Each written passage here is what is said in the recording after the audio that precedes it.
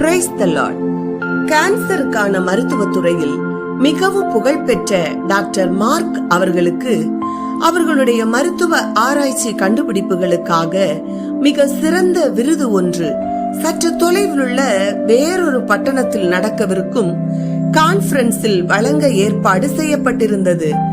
அவர் மிகுந்த மகிழ்ச்சியோடு அந்த கான்பரன்ஸ் நடக்கும் இடத்திற்கு மிகவும் சீக்கிரமாகவே செல்வதற்கான ஆயத்தம் செய்து கொண்டிருந்தார். தன்னுடைய நீண்ட நாள் ஆராய்ச்சிக்கும் கிடைக்க போகும் பலனாகிய விருதினை பெற மிகுந்த ஆர்வத்தோடு இருந்தார். எனினும் 2 மணி நேர பிரயாணத்திற்கு பிறகு விமானத்தில் ஏற்பட்ட தொழில்நுட்ப கோளாறு காரணமாக அங்கிருந்த ஏர்போர்ட்டில் விமானம் தரையிறக்கப்பட்டது. குறிப்பிட்ட இடத்திற்கு சரியான நேரத்தில் செல்ல முடியாத நிலையில் பயந்து போன டாக்டர் மார்க் அங்குள்ள சூழ்நிலையை எடுத்து கூறினார். வரவேற்பறைக்கு சென்று தான் அவசரமாக செல்ல வேண்டிய சூழ்நிலையை எடுத்து கூறினார். அவர்களோ, நீங்கள் செல்லும் இடத்திற்கான அடுத்த விமானம் 10 மணி நேரம் கழித்து தான் உள்ளது. அப்படியானால் நீங்கள் ஒரு காரை வாடகைக்கு எடுத்து நீங்களாகவே ஓட்டிக்கொண்டு அந்த கான்பரன்ஸ் நடக்கும் சிட்டிக்கு செல்வதால் 4 மணி நேரத்தில் செல்லலாம் என ஆலோசனை வழங்கினர். நெடு தூரத்திற்கு கார் ஓட்டுவதை விரும்பாத டாக்டர் மார்க் வேறு வழியின்றி அந்த ஆலோசனையை ஏற்றுக்கொண்டார்.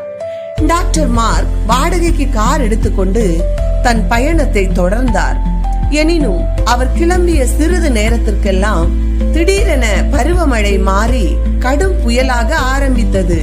பெருமழையானது கார் ஓட்டுவதை சிரமமாக்கி அவர் சரியாக பார்க்க முடியாதபடி தவறான பாதையில் செல்ல வேண்டியதாயிற்று. 2 மணி நேரத்திற்கு பின்பு அவர் தவறான பாதையில் கார் ஓட்டிவிட்டதை அறிந்தார். வனாந்தரம் போன்ற சாலையில் பெருமழையின் மத்தியில் பசி, சோர்வு, பதட்டம் இவற்றால் ஏதாவது ஒரு ஆட்கள் அல்லது வீடு தென்படுகிறதா என தேடினார். சிறிது நேரத்திற்கு பிறகு கடைசியாக ஒரு பாழடைந்த வீட்டை கண்டார். நம்பிக்கையற்ற நிலையில் காரை விட்டிறங்கி வீட்டின் கதவை தட்டினார். ஒரு அழகான பெண் கதவை திறந்தாள். அவர் தனது நிலையை கூறி தான் உங்களுடைய தொலைபேசியை பயன்படுத்தலாமா என்று கேட்டார். அதற்கு அந்த பெண் தங்கள் வீட்டில் தொலைபேசி இல்லை என்றும் மழை நிற்கும் வரை வீட்டினுள் வந்து ஓய்வு எடுக்கலாம் எனவும் கேட்டுக்கொண்டாள். பசியும் ஈரமும் களைப்பும் டாக்டர் மார்க் அவர்களை அந்த பெண்ணுடைய அழைப்பை ஏற்க செய்தது. அந்த பெண் டாக்டருக்கு சூடான டீ மற்றும் பிஸ்கட் கொடுத்தாள். பின்பு அப்பெண் டாக்டர் மார்க் அவர்களை தன்னுடைய ஜெபத்தில் கலந்து கொள்ளுமாறு அழைத்தாள். டாக்டர் மார்க் சிரித்துக் கொண்டே தனக்கு ஜெபத்தில் நம்பிக்கை இல்லை என்றும் கடின உழைப்பை மட்டுமே தான் நம்புவதாகவும் தெரிவித்தார். டாக்டர் மார்க் நாற்காலியில் அமர்ந்து கொண்டு டீயை குடித்துக் கொண்டே மங்கிய மெழுகுவர்த்தி வெளிச்சத்தில் அப்பெண் சிறு குழந்தையின் தொட்டிலின் முன் அமர்ந்து உருக்கமாக ஜெபிப்பதை கண்டார்.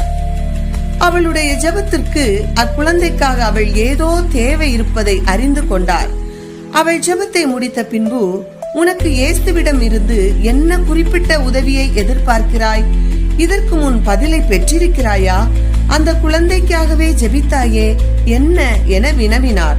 அப்பெண் கவலையோடு அத்தொட்டிலில் இருப்பது தன் மகன் என்றும் அவனுக்கு ஒரு அரிய வகை கேன்சர் நோய் என்றும் அந்நோயை டாக்டர் மார்க் என்பவரால் மட்டுமே குணப்படுத்த முடியும் என்றும், ஆனால் தன்னிடம் வெகு தொலைவில் உள்ள பட்டணத்தில் இருக்கும் டாக்டர் மார்க் அவர்களிடம் போய் மருத்துவம் பார்ப்பதற்கான பண வசதி இல்லை என்றும் தெரிவித்தாள்.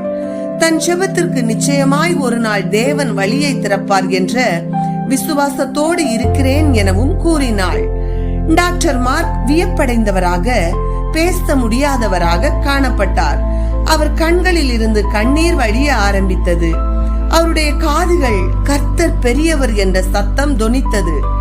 டாக்டர் மார்க் தான் பயணத்தின் போது விமானத்தில் ஏற்பட்ட கோளாறு, மோசமான வானிலை, பெருமழை, வழியை தவறவிட்டது அனைத்துமே ஆண்டவர் இப்பெண்மணியின் ஜெபத்தை கேட்டுத்தான் என உணர்ந்தார்.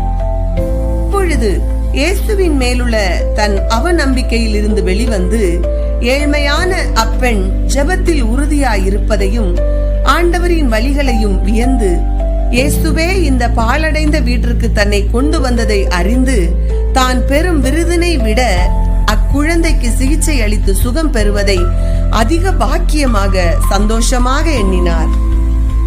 இதிலிருந்து நாம் என்ன கற்றுக்கொள்கிறோம்?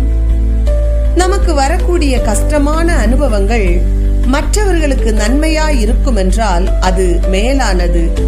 நமக்கு வரும் கஷ்டமான அனுபவங்கள் மூலமாக நமக்கு நன்மை கிடைக்காவிட்டாலும் பிறருக்கு நன்மையாக இருக்கும் என்றால் அதுவே நமக்கு மேலான மகிழ்ச்சியை தருகிறது. என்ன ஒரு ஆச்சரியம் பாருங்கள்!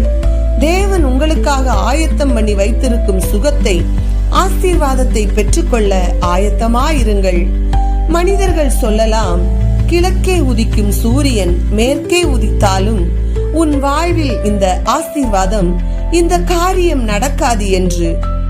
ஆனால் வேதம் சொல்லுகிறது, வனாந்தரத்தில் வழியையும் அவாந்தர வழியிலே ஆறுகளையும் உண்டாக்குவேன் என்று.